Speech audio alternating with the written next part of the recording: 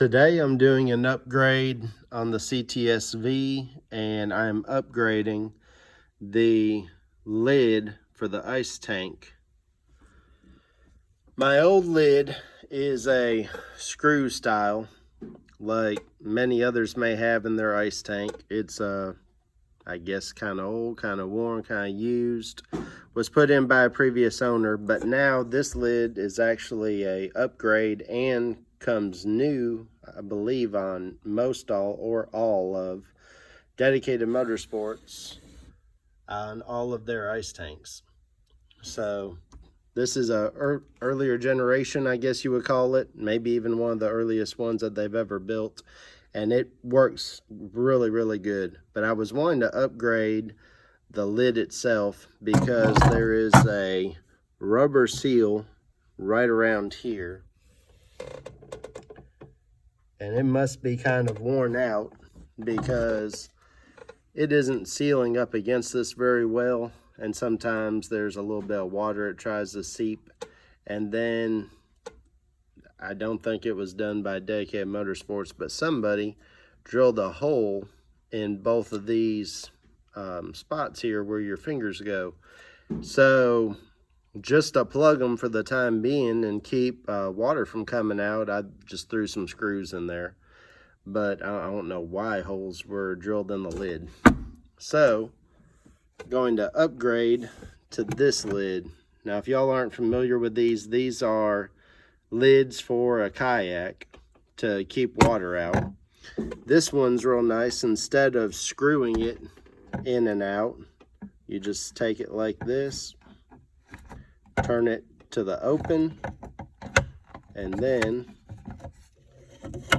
the whole thing just comes open. It's got a white O-ring that goes the whole way around that seals up against, and then on the back side of the sealing surface, it's got this nice thick foam that goes the whole way around. So it'll seal up real nice to the ice tank, and this mechanism is going to be way easier than screwing on and off. So literally just turn it like that to close, push it down, and it'll be locked. So I think it's going to be way easier to do that than it is messing with trying to screw this down off in here. Gotta try to get it lined up and screw it on there. So I think this is going to be much improved and shouldn't leak. So this old one, it's just held in by some Allens and some lock nuts on the back side. So I'm having to hold on the back side as I take them off. So I'm in the process of taking the old one off, and then the bolt holes don't line up, I don't believe, when I was looking at it. So I'm probably going to need to drill some fresh holes, and then the lid comes with screws. So that's how it's going to be held down.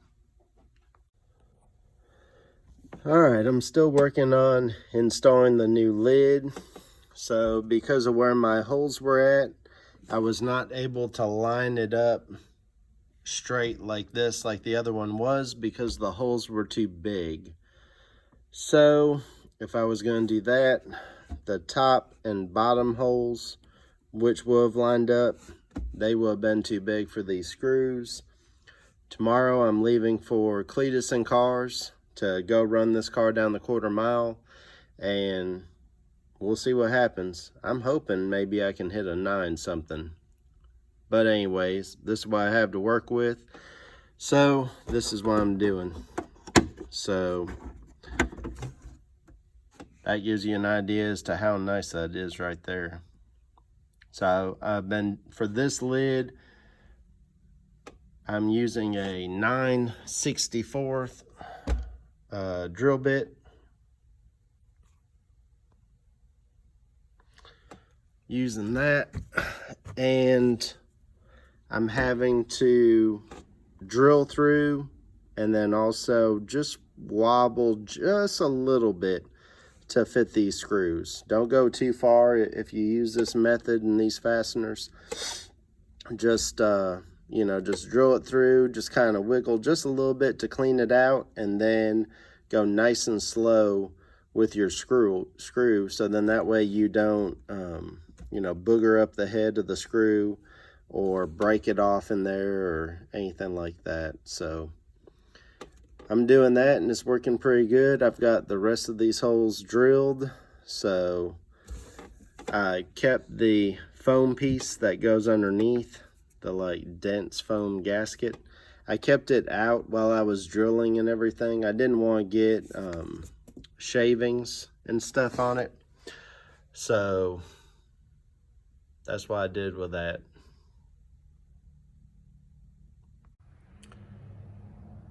All right, y'all, here's the finished product.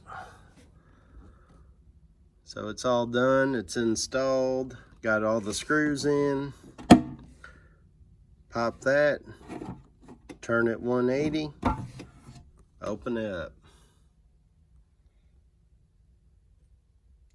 There's a picture of that mechanism that it just rotates and catches that pin right there that sticks out. So that's it.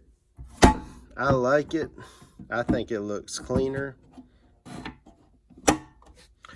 I think it's easier to use. I think it looks better, looks cleaner, and it's seems to be sealed up pretty good. So we'll find out how it does this weekend.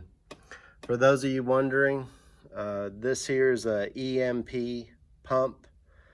So I've got a ice tank, EMP pump, and then I've also got the ZL1 lid with the reinforced brick and a CNR intercooler, for those wondering what the cooling system consists of.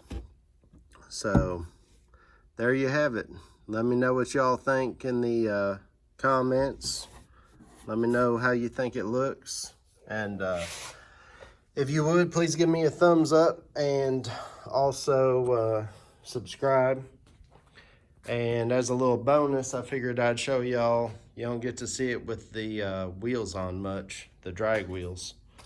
So this is stock suspension, stock springs, and these are 305 45 17 Mickey Thompson ET Street R's. Maybe I'll do a video on them maybe after this weekend, maybe do a little review, talk about how good they did, and go over them. The front runners are M&H. That's what was on it when I got it. So the back M&H's wore out and it was time for an upgrade, so I put those on it. So, all right, y'all, hope you enjoyed the video.